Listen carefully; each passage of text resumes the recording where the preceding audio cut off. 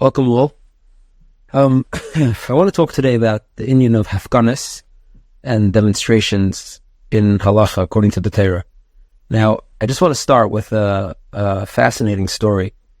In the beginning of the days of the state, right when Israel was founded in 1948, so there was still a lot of internal divisions left over, amongst the warring militias, the warring political parties. It was very not simple what the nature of the state was going to be, who was going to control the neshama of the state, so to speak, between the Irgun and the Etzel and the Lechi and Mapai and amongst Haredim. There was a lot of, minor infighting in subgroups and people trying to grab a piece and see if they could shape the narrative of the state.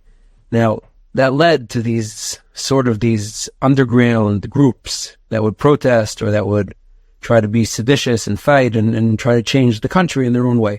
Now, one of the most fascinating groups that existed during that period is a group called the Hakanayim. It was a Haredi group that was formed by a few Hakanayim in Yerushalayim to try to fight for Chil Shabbos, against Chil Shabbos, and fight against the Giyas Banis, and fight against the things that the state was trying to impose on the Haredim who lived there. Now, incidentally, the founders of this group called the Hakanayim were some relatively famous individuals who later made a big impact in Eretz Yisrael. Chief amongst them was Rabbi Mordechai Eliyahu, who eventually goes on to become the chief rabbi of Eretz Yisrael. But in the early days, while he was learning in a kollel called Medrash Sinai, him and some of his chaverim, one of them being Eliyahu Raful, one of them being Yehuda Ribner, I think his name was, they formed this group together to try to fight back against, what they perceived and what they were correctly perceiving as attacks on Yiddishkeit in the new state of Israel. Now, so it's very interesting what happened to them. Basically, they were learning in a kollel in Yerushalayim during the Milchamet HaShachor during 1948, and eventually when the state forms and the government forms and they realized that it had all sorts of anti-Haredi ambitions, they decided to form a group to push back and to try to fight this thing. And Mordechai Eliyahu, who goes on to become a very serious Talmid Chacham, managed to smuggle some guns and some grenades and some bullets to the point when eventually, years later, we'll talk about how it gets to this, when Medrash Sinai is raided to put an end to the Brit HaKanayim, they find 6 grenades, a whole bunch of handguns, 1,500 bullets, all sorts of gear, Molotov cocktails, all sorts of gear for creating ruckus. Now, so what was their goals? So this was founded on Cholomei Pesach in 1950. These few young men got together. They incorporated several of their friends, several other people. The future Chaver Knesset, Shlomo Lawrence, who goes on to be a Chaver Knesset for a long time, the chairman of the budget, I think even, he joined the Brit HaKanayim. It was like about 35 people. There was a few women even who joined the Brit HaKanayim. And together they gathered. And they had even like a special chant they would say together. And the ending of it is the interesting part, meaning they wrote down that our road is long, and this is our achrayus, and we have to push back and fight back. And then at the end, they would say, repeat after me, like a swearing in ceremony, repeat after me. The pasuk that says, Halem Sanefa Hashem Esna,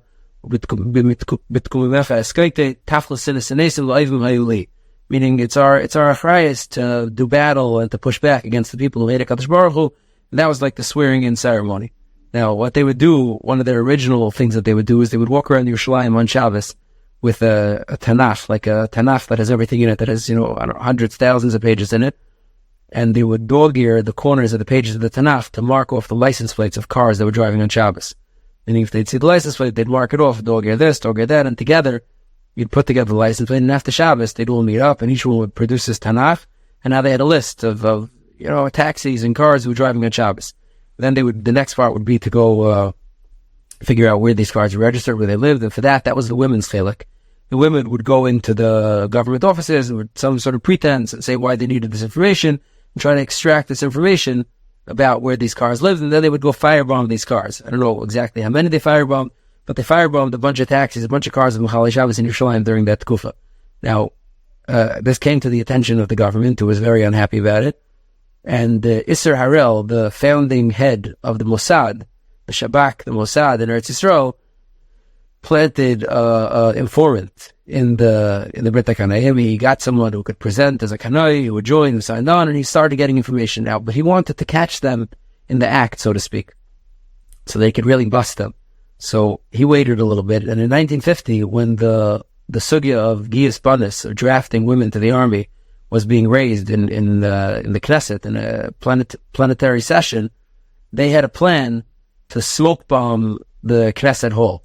What they were going to do is the electricity that the Knesset, they figured out where the transformer, where the breaker box of the electricity to the Knesset was. They were going to have one person cut the wires and turn off electricity, and another person was going to bring in a smoke bomb, and the whole place would be full of smoke, and that's how they were going to interrupt the Knesset meeting. Israel wanted them to be allowed to get to some stage so that he could arrest them, in mid-act.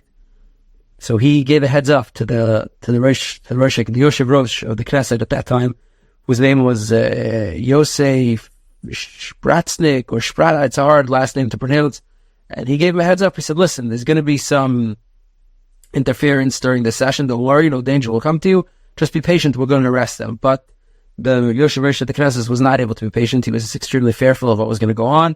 And he wrapped it. He saw it was a contentious session. He wrapped it up quickly so that the plan was never able to go to fruition. At that point, Isser Harel decided that enough is enough. And they burst in and they arrested all the members of the Brit Hakanayim. They raided the kollel that they were from. They raided all their equipment, and they hold them in front of a judge. Now, the judge, interestingly enough, and this has to do with the Tkufa, meaning since this was a time of settling down where all the different factions that were, competing to be in charge of Israel had to somehow group together and work with each other. So the judge was somewhat sympathetic to the needs of these members of the Brit Hakanayim, and instead of coming down extremely harshly on them and sentencing them to long-term prison terms, he sentenced them to anywhere between half a year to a year, not more than that. And in his closing, he explained that I'm not looking to break these people. These are young men full of a fire of Kanayis and Yiddishkeit, and he understands how this happens. And I'm not looking to break these people's spirit. All I'm trying to do is break their movement. So to break their movement, I feel it would be sufficient if I sentence them to 6 months or a year. That would be enough to break their movement. Now, these people go to prison, and eventually each one of them gets out, and a lot of them go on to very fruitful, successful lives in the state of Israel. Beresham, Shlomo Lawrence and Mordechai Eliyahu will go on to have, major careers. Now, it's interesting, but what this triggers to me is the idea. So clearly, this seems to be taking it a little too far, right? This seems to be like they're pushing the Kanayis to a point where it's unacceptable. So what is the acceptable amount of a response to Kanayis that would be yes, acceptable? I mean, let me just frame this a little better. What I'm saying is that during the time of the Brit Hakanayim, the Chazon Ish commissioned Rabbi Sheinfeld to write like a response, a Haredi response to what we think about this act, how these people are acting. And I'll read you what the Chazon Ish commissioned him to write, just to frame the subject. So the Chazon Ish writes as follows. Not the Chazon Ish. Rabbi Sheinfeld writes, b'shem the Chazon Ish. Sheinfeld writes b'shem the Chazon Ish. He says, "L'noichach hatzasas hamacholiyot b'Yerushalayim v'motzas k'may sha'imrim." This that we heard, that there's people who are burning cars in Yerushalayim. Hamakanim es kinas Shabbos kedeshenu. Hinenu machrizim. We are announcing la'achash sha'alu es pi gedei hadar, and that's the Chazon Ish. We're announcing after we consulted with the Chazon Ish, with the gedei hadar. This is not the proper way, and this is not the way that Klal Yisrael does things. He says, these people did not come to consult with the Chachmei HaTorah. Not with acts of alimut, of violence, will the Torah's reign be shelet and mitzvahs be adhered to. He says, because the derech of the Torah is darchinayim v'chol nesivaseh shalom. He says, terror zmura zarhu b'kerem hayadas and emunah. Terror, acts of terror, is an outside influence. It's not how Jews do things. He says it's pre-biyusha v'shal meflagot chiloniyot v'hamachanchas l'aritzvayim v'kitzer baruch shalei yaseinu k'chilonim le'derchechem derachenu al yiyach alkeinu imoem. And we're going to do this the right way. So, Kilo the Chazon Ish and the Gedolim of the time were saying that these meisim of terror and alimut is too far. This is not how you're supposed to respond when we're being challenged for religious freedom. Now, the question is, we all know, we're very aware that during the early days of the states, during the Tkufa of Disobedience, which was the law the Knesset sought to pass to draft women into the army, and then when that didn't work, they said at least they'll give them a Sheret Dlomi, everyone would have to do some sort of civil service. The G'dalim, Bris, and the Chazanish, and the Briskirov came in extremely strongly against this and said that, no, we have to go out in the streets, we have to be mafkin. The Chazanish, famously wrote that all the G'dalim of the day, the Shabina, Risa Zalman, and Pesach Frank, but the Chazanish was the one who said it like this. The Chazanish said that this Be'enov is Yehareg Lal Yavar, meaning this has the Chaymer of Yehareg Lal Yavar, and maybe even La Halacha, he said. Maybe it's even Yehareg Lal Yavar La Halacha, which means not just, not just to say Al Chamer, maybe even La Halacha, it's actually Yehareg Lal Yavar. Now, B'chalefin, there was Hafkanot that were called in the streets, and there was rallies, and ultimately in a lot of these Inyanim, they were successful, and they got these laws, like, what do you call it? Like Giyas Bonus, like drafting the girls, or like autopsies, and many of these different laws that they were able to get pushed away, or the Chredim were able to get deferrals from because of these protesting. So I just want to go into the Inyan a little bit. What is the tachlis of a protest, and what are the okay parameters of a protest according to the Torah? So let's just start from the beginning. So there's a Gemara. It's in two places, in Rosh Hashanah and in Tainus. The Gemara says as follows: Pam Achas, it says as follows: Pam Achas Gazru Malchus Arisha Gzeira. The Malchus Arisha made a Gzeira Shali Yaska B'Torah Shali Yimelu B'Neim V'Shichalu Shabbos. They made a Gzeira that Klal Yisrael couldn't keep the Torah. Holchlu V'Natlu Eitzim Matunisa Achas. The Gemara says, so the Rabbanim went and they took advice from a woman of high society. Amr Lahem, she told them, Bayu V'Hifkinu, come make a Hafkanah, come make a protest. The other nusach is Tzu V'Hifkinu. There's two different gears, but Bayu V'Hifkinu, Tzu V'Hifkinu. She told them, Bayu V'Hifkinu Balayla, come make a protest at night. Amru, and what did they protest? What did they say when they were making the protest? Amru, they said, Ey Shamayim, for the sake of heaven, Lo Yachicha V'Nachnu, are we not your brothers? V'lei B'nei Av Echad Anachnu, V'lei B'nei Eim Achas Anachnu, Manish Daninu Mikol Luma V'Loshen Shat, the Gerizim Ulin Xeris Kashas. Why are we different than any other nation? They've been Gerizim Xeris Kashas on us. Ubitlam, and they were attacking Vatal Xeris, V'Oisei Ayem Aso Yamtiv, and that day they turned into a Yamtiv.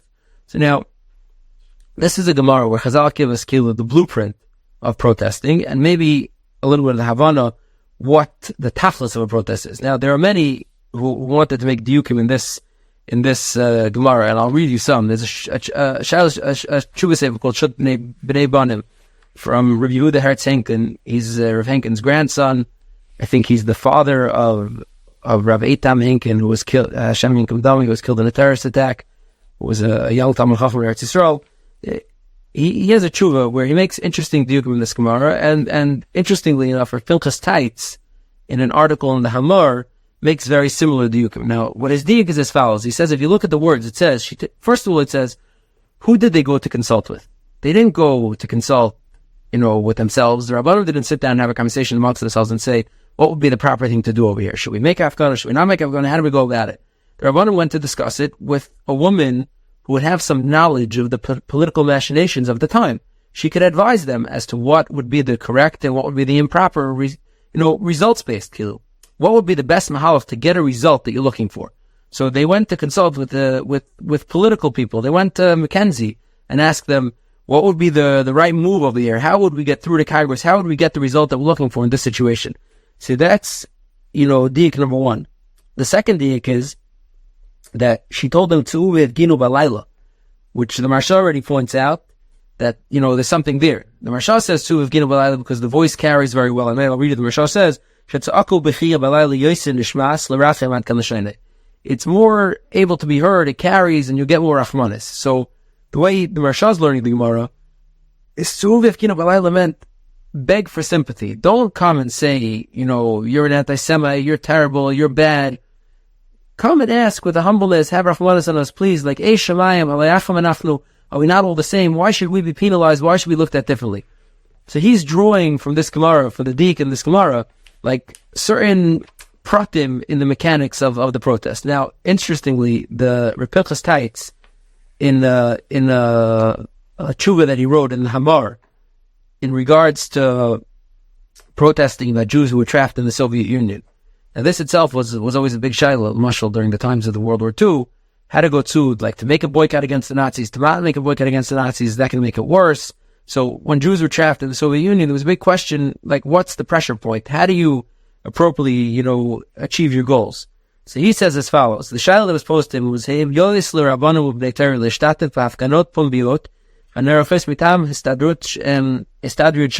it appropriate for Bnei Torah and with someone to participate in these different protests that are organized by different organizations to try to get a result of freeing, the Russian Jewry who was trapped behind the Iron Curtain?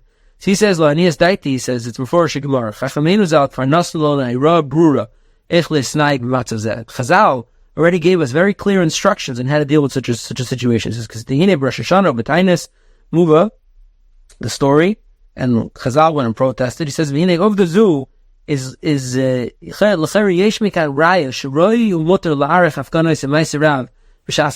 a story from Chazal that tells you it's permitted and it's allowed, it's even desirable to stage your protest, to get the result you're looking for.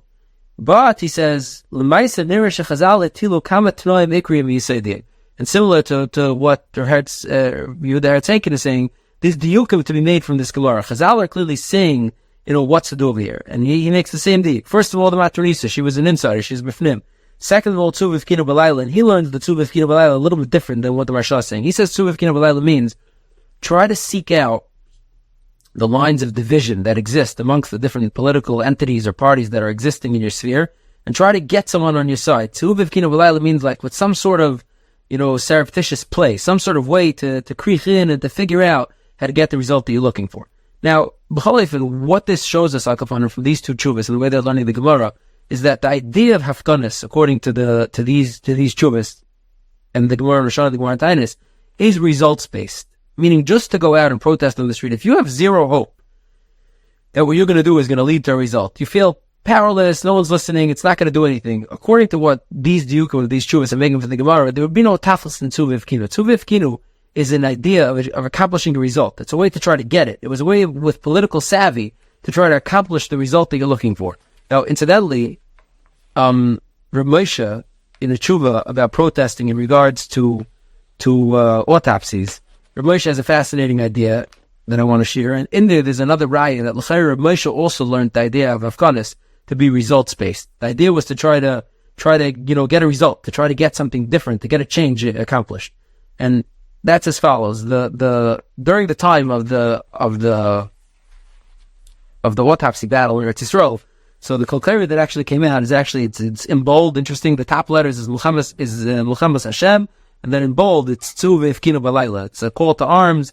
Everyone should go be mafkin B'Layla, and it's signed by the whole Eidah Charedis and by many other Gedalim to go protest against autopsies. Now, Rav Moshe in Yeridei Chelik Beis has a tshuva as follows, a fascinating question. Someone asked him, they had an idea.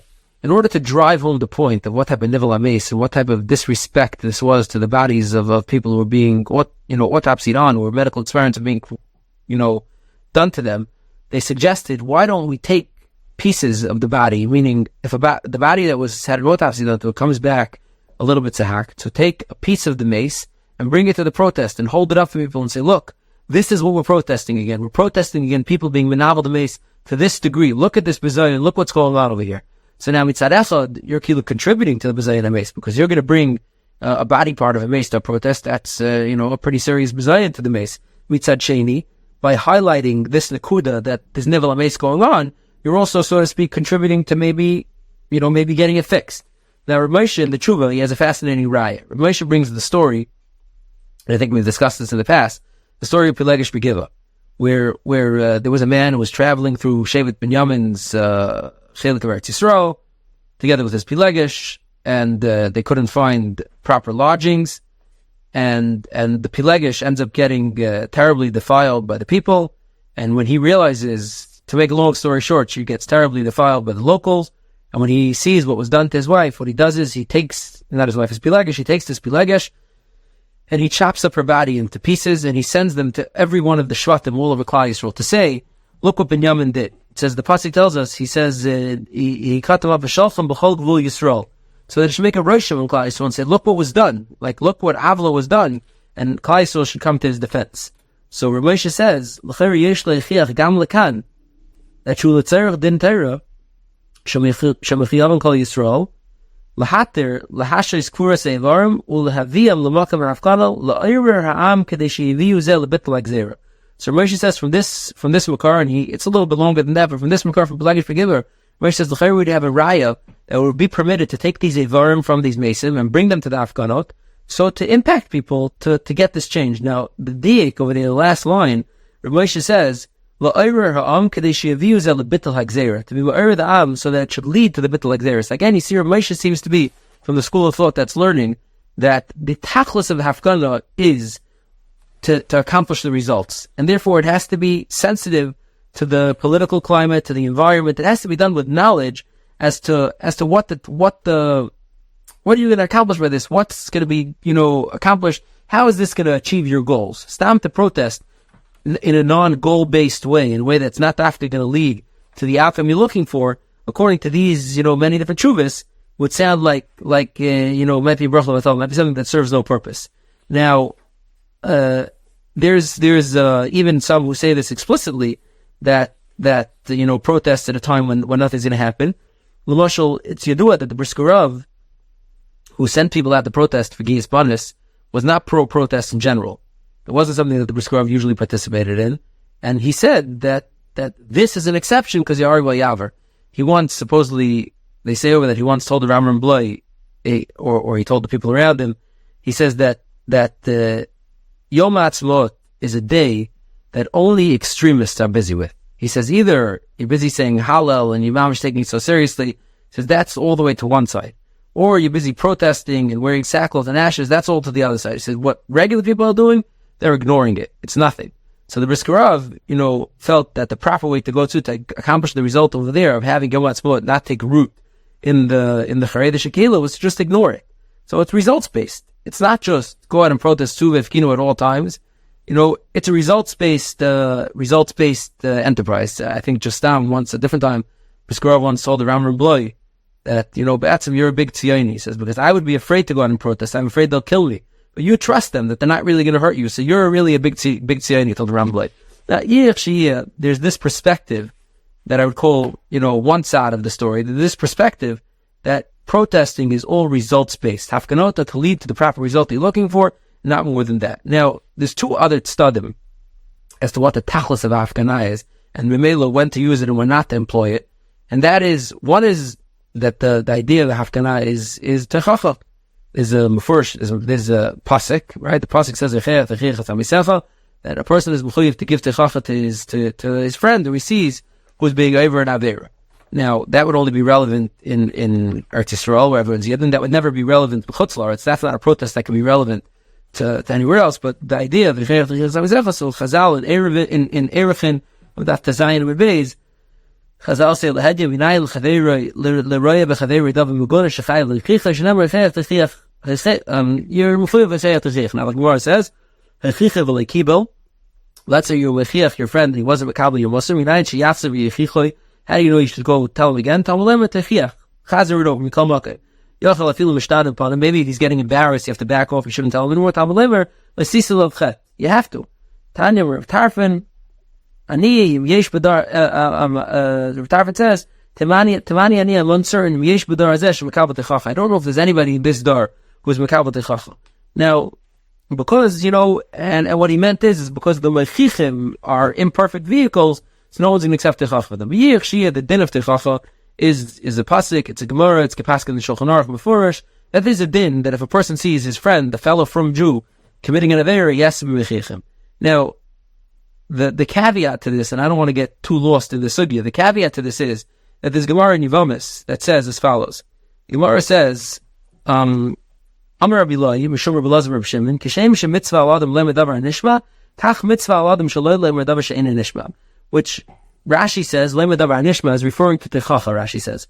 So meaning the Gemara in Yevamis introduces another element to us, that there's a chiyuv to say Techacha, it's not just to go out and say it. Just blurt out Techacha and you yotze. Techacha itself is results based. Meaning, if you think someone's not going to listen to you, then to stam go and say Techacha only makes him feel angry and, disconnected from you, and if anything, it will lead to like a certain kriros, like a disconnect between Charedim and people who aren't so Charedi, and it would be, not serving the purpose. Additionally, there's obviously the chelik of the sugi of shegig and mezid. I don't want to go into that this second. Now, interesting to note that Rav Shlomo Zalman was asked about this concern that, we'll come back to that in a second. Now, another nekuda in the Techacha would be how the Chi of Techacha would only apply to someone who's Charedi, someone who's from. Someone who's not from, to give him this Techacha is clearly a waste. It's not going to get any result. Now, how to look at the people who are not from in our generation, so that itself is a great machlokes haposkim. Kaidua, the Chazon Ish, in Siman Aleph in Yeridei, the Chazon Ish writes that in order to be called, Oistin Shenishba, you need to be that they're aware of